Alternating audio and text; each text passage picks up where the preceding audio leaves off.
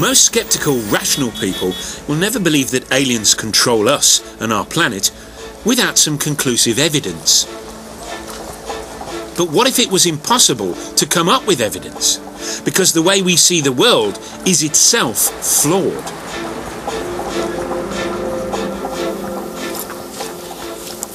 People ask me, understandably, if these reptilian and other entities exist, why don't we see them?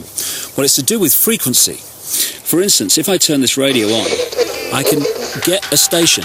If I move the dial, suddenly I've got another radio station. Now, the one I've just moved from hasn't ceased to exist, ceased to broadcast. It's continuing to broadcast, but I'm not tuning into it anymore. And so what we are in this so-called physical reality is we're like radio sets that are tuned into a particular reality.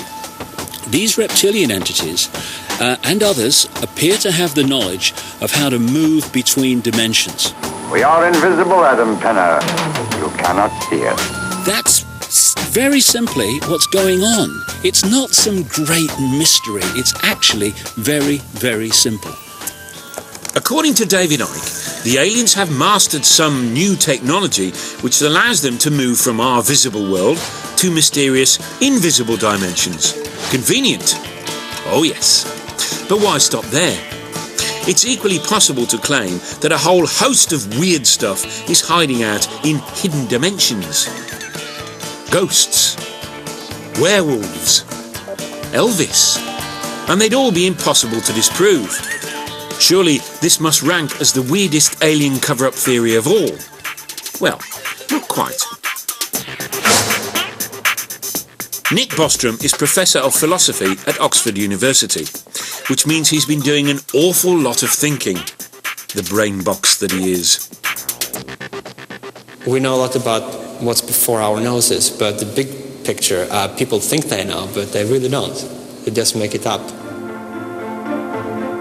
And Bostrom has been making up some cool theories of his own, and one of them's about aliens and computers. Now, 40 years ago, Earth computers looked like this. Today, they look like this. A tiny laptop now has more power than the biggest computers used to have. And our computers keep getting more powerful and quicker. Bostrom thinks, though, that all this is Stone Age compared to what alien computers can do. In fact, their computers might be so advanced that he thinks we might all be living in them. Just like the Matrix. So one of the things that a technologically mature civilization would have is enormous amounts of computing power. By using a millionth of its computing power for only 1 second, they can create a simulation of all human minds that have ever lived. And according to Bostrom, maybe virtual reality simulations would be so convincing that we might actually be living in one. So could we all be trapped in an alien PlayStation?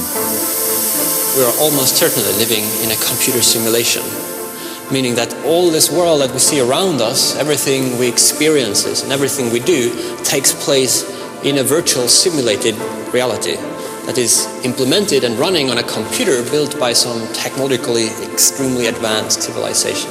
I have come to feel that we live in a kind of matrix-like world. The question is, how far does this simulation go? I don't trust anything in this reality. I think it's an illusion. It's a holographic reality. It's the product of somebody's technology or something's technology. So anything is possible. So there we go. For a century or more, people worried that aliens might leave their own planet and come and conquer ours.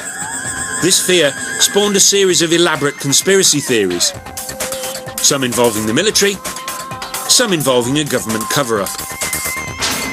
It was even argued that the aliens had bred with humans and sent secret messages to each other. Now it turns out the effort of investigating all those conspiracies has been a total waste of time.